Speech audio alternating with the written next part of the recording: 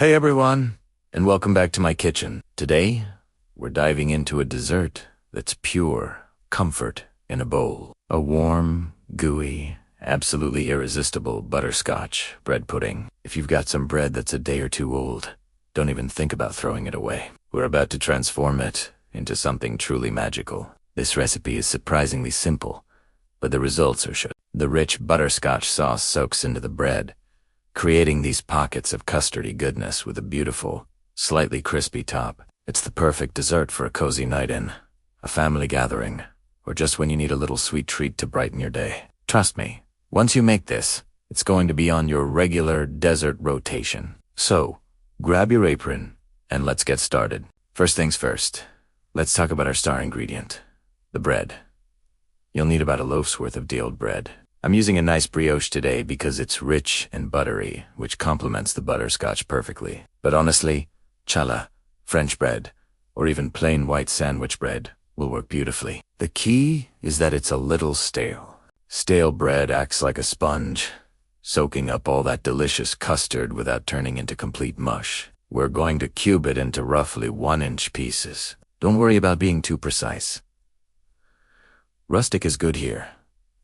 We want a mix of sizes for texture. Spread these cubes out on a baking sheet and pop them into a 350 Fahrenheit or 175 degrees Celsius oven for about 10 minutes. This little step helps to dry them out even more, ensuring our final pudding has the perfect texture. While the bread is toasting, let's get our butterscotch sauce going. This is where the magic really happens, and it's much easier than you think. In a medium saucepan over medium heat, we're going to melt half a cup of unsalted butter. Once it's melted, add 1 cup of packed dark brown sugar. Whisk it all together until the sugar starts to dissolve into the butter. Now, for that deep, rich flavor, we'll pour in half a cup of heavy cream. Keep whisking continuously as the mixture comes to a gentle simmer. Let it bubble away for about 3 to 4 minutes.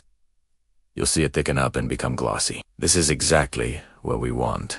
Finally, turn off the heat and stir in a teaspoon of vanilla extract and a good pinch of salt. That little bit of salt is crucial. It balances the sweetness and makes the butterscotch flavor pop. Set this gorgeous sauce aside for a moment, but try not to eat it all with a spoon. Now, it's time to make the custard base. This is what's going to bind everything together and give our bread pudding that creamy, dreamy texture. In a large bowl, whisk together for large eggs until they're nice and smooth. Then, pour in 2 cups of whole milk and 1 cup of heavy cream. If you want to be a little less decadent, you can use all milk, but the cream really adds a wonderful richness. Next, add half a cup of granulated sugar, another teaspoon of vanilla extract, and a little dash of cinnamon and nutmeg for warmth. Whisk everything until the sugar is dissolved and the mixture is well combined. This is our liquid gold that's going to bring the bread back to life. Assembly time. Grab a 9 by 30-inch baking dish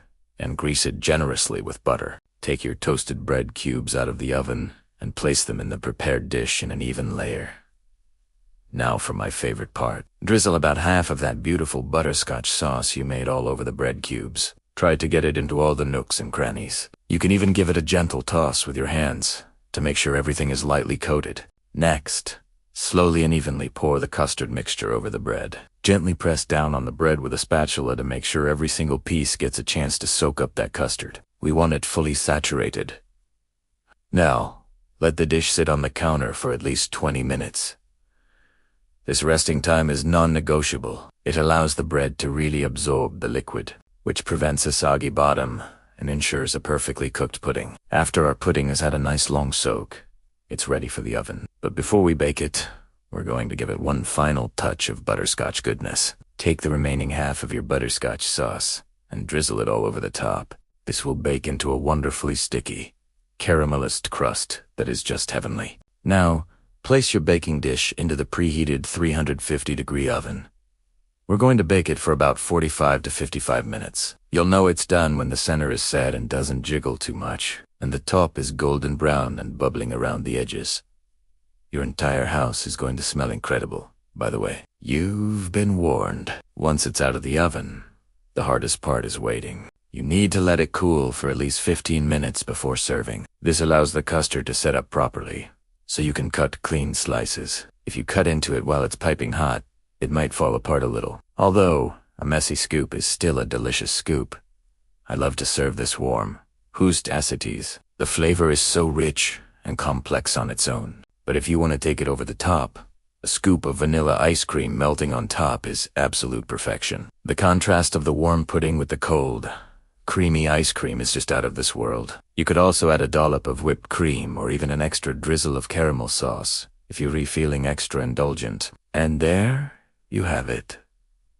A homemade butterscotch bread pudding that tastes like it came from a high-end restaurant, but was made right in your own kitchen with simple ingredients. Look at that texture, the soft, custardy interior, the crispy, chewy edges, and that glossy butterscotch glaze. It's the ultimate comfort food. This recipe is also super versatile. Feel free to add in a cup of chocolate chips, toasted pecans, or even some raisins if you like. You can really make it your own. I hope you give this a try. The next time you have some leftover bread, it's a fantastic way to reduce food waste and create something spectacular. Thanks so much for joining me today. If you enjoyed this recipe, please give this video a thumbs up and subscribe for more delicious ideas. Happy baking!